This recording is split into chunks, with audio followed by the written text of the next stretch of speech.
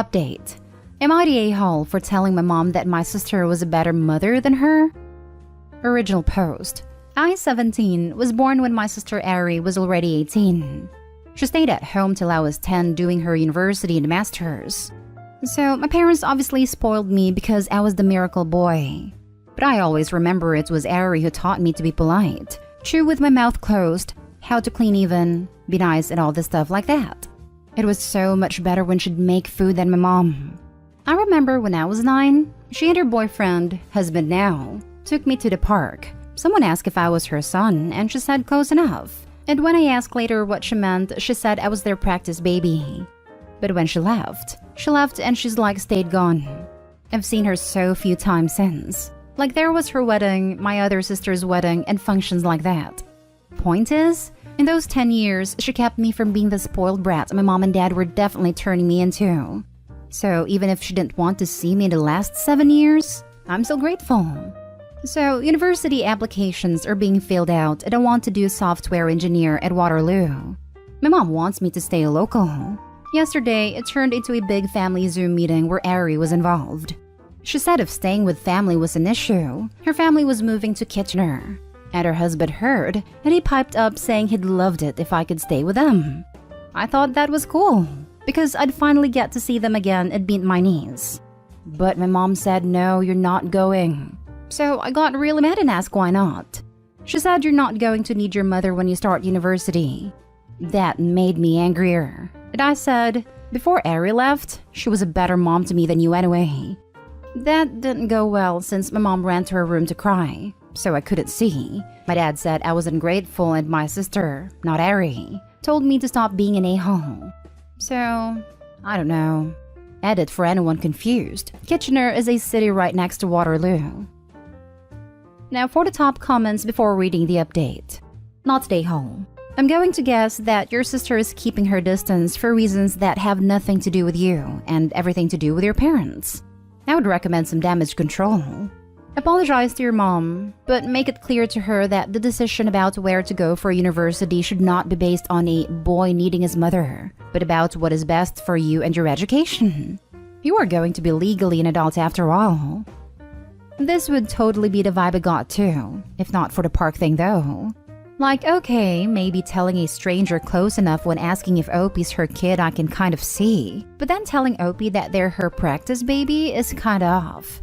I could be totally off base, but I got the feeling there's also some other stuff going on Opie isn't aware of, where their mom may have reasons to not favor the arrangement either. Don't get me wrong, the mom's immediate "you'll need your mom" comment isn't great either. But I just don't think Opie has the full picture of the overall dynamic. It's not unheard of for a baby from a teenage parent to be passed off as a younger sibling instead. I'm not saying that's what happened here, but the age gap would be right. And it would explain both Ari's comment and his mom's reaction. It's unlikely nowadays, but not impossible. Famous example, Jack Nicholson's older sister was actually his biological mother, and his mother was actually his grandmother. He had no idea about this until the 70s after both women were dead. Just saw this. It is not what's happened here. I've seen photos of my mom pregnant with me and have seen the video they took after I was born. No a-holes here.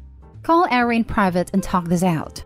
Sounds like she, 1, knows how your parents can be, and 2, can help you figure out what to do. Sounds like you should plan on going to her place for uni. The mother is very much an a-hole here for trying to take away a wonderful opportunity for Opie for completely stupid, non-valid reasons. And now for the update. So, I've gotten a lot of DMs. So I'm updating because people seem to be really worried. Pretty much when mom came to my room to talk to me about what I said, I'd already decided I was going to apologize. You guys made it clear I needed to do that much. She asked if I meant what I said about Ari being a better mom than her or if I just said it to hurt her. It is true. I said it was because I was upset she doesn't want me to go, so I just said that and apologized. We hugged and she said we'd talk about it later. What I said to my mom did work its way through my sisters.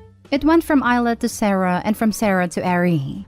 I got a FaceTime from Ari where she reminded me she taught me it was wrong to lose my temper like that, but with mom she gets it. She seemed proud when I said I apologized. I wanted to say thanks for all she did for me, but it felt wrong over FaceTime. She did tell me she's planning on having the whole family over to her new house in Kitchener after they move for my niece's birthday. She made it clear if I get into Waterloo, I'm staying with her or coming over as much as I can. Now here's where it gets wacky. My mom's cousin, who was like the head of that side of the family, found out what happened. He wasn't on the Zoom because he's really busy.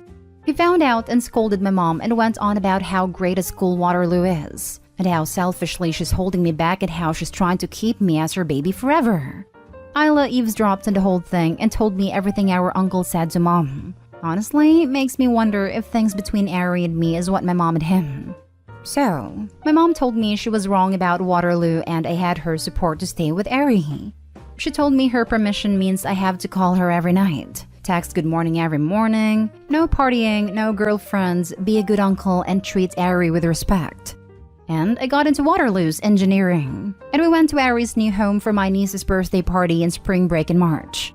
I try to tell Ari and her husband how I feel and how thankful I am for how Ari raised me, but I blubbered and couldn't say anything, and she just pulled me in and hugged me and kissed me on the forehead like non-stop for minutes while kinda crying. They gave me such a tight hug and said I'd always be their first son. My brother-in-law took me to Waterloo and it's so cool. My niece's birthday party was also great. She's so cute. I told Ari I'd be willing to babysit, but she strictly told me my only priority would be my studies. When we left, Ari gave me a huge hug and said she couldn't wait for me to come. So thank you guys for all your support and advice. That's great that you are pursuing what you want and reconnecting with your sister. But your mother's demands are ridiculous. Coming from parents very similar, I'd advise you play along now, but start making boundaries when you go to college. Soon you will be an adult. You will have a job and responsibilities that may not allow for constant communication with your mother.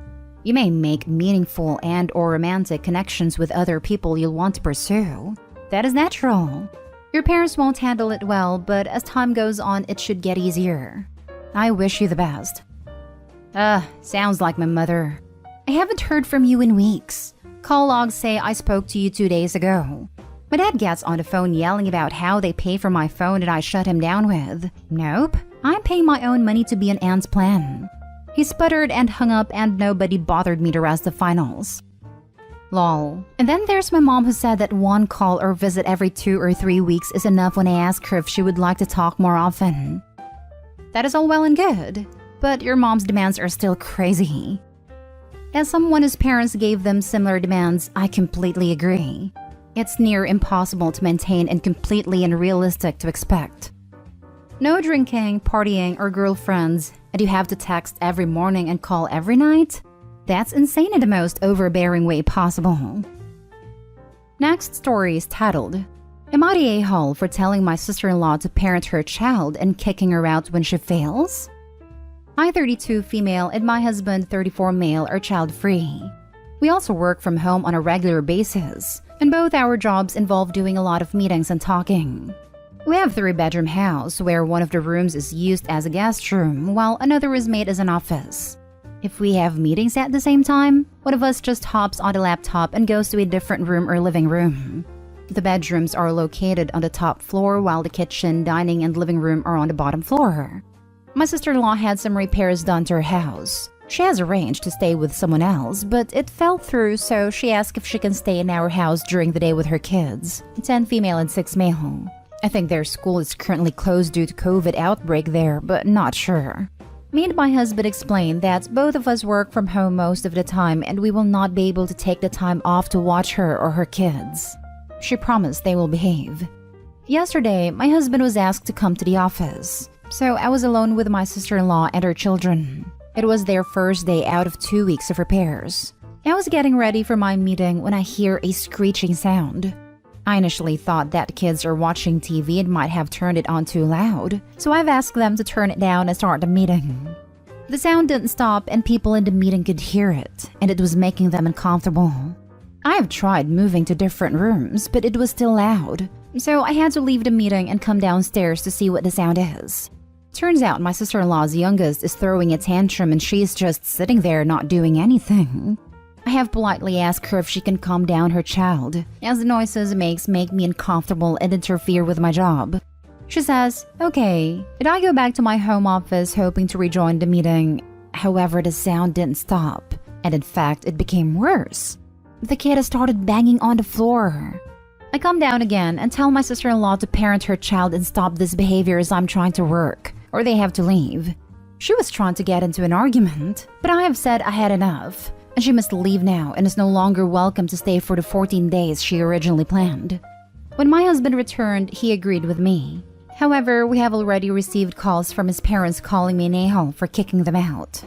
Am I the a-hole? Edit. I gave my sister-in-law plenty of time to calm down the kid and she could take him outside to the garden or the car, but she chose not to. The child is not autistic or have any issues as my sister-in-law claims. The entire reason for the tantrum was because the child was not allowed to play in our console as we don't have any games appropriate for his age. He is known to break stuff, and the game he wanted to play is a horror adult game. Edit 2. To clarify the above and reword it, sister-in-law claims the kid is not autistic or have any mental illnesses or issues that can cause such behavior. In no way or form I have intended it to sound as if the kid has autism, and I don't believe the sister-in-law. And also, their house is available to stay at. Only one room is being renovated. Their bedrooms, bathroom, and kitchen are still available to use. She just wanted to stay with someone else during daytime as she is not fond of the builders and doesn't like the noise they make, as the builders are there from about 9 to 6. After, she has no issues returning home and staying there. Now for the top comments. Not stay home because while controlling a tantrum is not always possible, taking your kid outside or to the car is.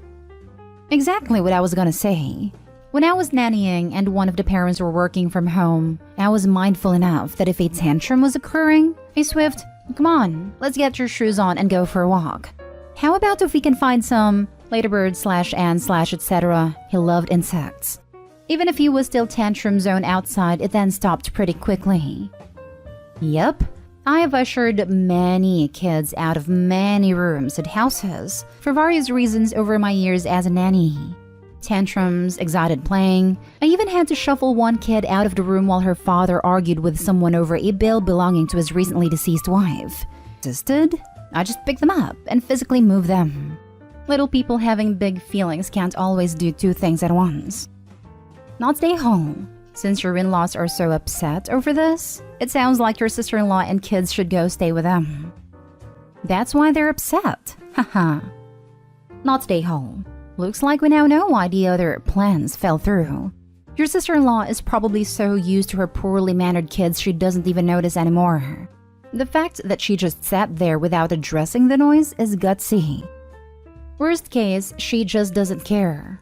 Best case, she was trying to ride out the tantrum. Which is fair, but you can take your kids somewhere to scream and flail where it doesn't interfere with your gracious host's work. Outside, for example. Now, for the last story. Am I the a-hole for telling my mother she's no longer allowed around my daughters? My mother, female 46, and I, female 24, have never had a best relationship, but it's never been bad per se. For about a month now, every time my daughters, female 5, female 3, female 1-year-old and 8 month, come home from her house, my oldest has asked some weird questions. Here are some of the things my 5-year-old said to me. 1. Mama, do you think I look like a boy? 2. Mama, do you love sisters' names more than me? 3. Mama, do you hate Nana? When I asked why she asked, these were her answers. 1. Nana said blue is for boys. 2. You spend the most time with them. And 3. Because you never let youngest sister go with us. She's not even 3 months old yet. Another thing she said one day was, Mama, I want to stay with you. When I reassured her that she was staying with me and asked her what she meant, she said that Nana said she was going to be our new mommy. When I confronted her about these things and the new mommy thing, she said that my daughter must have misunderstood something and claimed she was telling them she was going to be a new mommy, was gonna get a puppy, and my daughter must have thought she was saying that she was going to be their new mommy. I asked her to watch what she says around my kids and reminded her that little ears are always listening. I picked them up today and my daughter said, Mama, do you think we're fat? I asked her why she asked me that. Nana said you must be trying to get us to lose weight. I called my mom and asked her WTF that meant. Them girls are always hungry when they come over my house. You don't feed them enough. No, dumbass. They have no limitations and a lot more options at your house. That's why they like it. Then I was fixing lunch and she asked me if they take away kids like her. I asked her what she meant. She elaborated with kids that go to church, which means poor kids. I told her that the church is there to help people and nobody will ever take her away from me. She told me that my mom was telling her that she was going to have to take care of them when they got taken away. I asked her if Nana said why they'd get taken away. She said Nana said they take girls for mommies that need help to take care of them. I texted my mom and told her because of all these things, she is no longer allowed around my girls. I don't want no contact with her either. She called me a few times and when I didn't answer, sent me 9 messages telling me that I was taking it the wrong way. My daughter is blowing it out of proportion and begging me not to do this to her. She left me 3 voicemails crying about how I took her babies from her and she doesn't deserve this. My aunt and younger siblings are consequently angry with me regarding my decision and have definitely made their feelings known. Lots of nasty messages. I have been writing all of this information down in case I need it in the future. Not stay home. Make sure that she isn't allowed to pick up your kids from school or other places. And screenshot those texts and save those voicemails, preferably on a different device than your phone just in case. You need to do a lot more. Make an appointment with CPS and document these incidents with the dates and specifics. She's already tipped her hand to having a plan to take your kids, using the system to do it. Get over it to just know mother-in-law and follow the advice. I have been documenting these incidents. I didn't really know what else I could do about it, so thank you. I will post there and I will be letting CPS know. Please, please, please do it ASAP. Your mother's behavior is incredibly alarming. How do I even go about that? Do I just call CPS and tell them these things? Sorry if I seem ignorant to it. I've never had to deal with CPS for my kids or really anything like this before. You're not ignorant. Most good, healthy parents have no idea how to deal with CPS. Because if you have happy, healthy children, why would you? Contacting CPS usually means there's a pretty nasty issue that no one should have to deal with. But alas, there are twat waffles out there who necessitate the need for such services. And then good people have to figure out how to navigate complicated legal systems.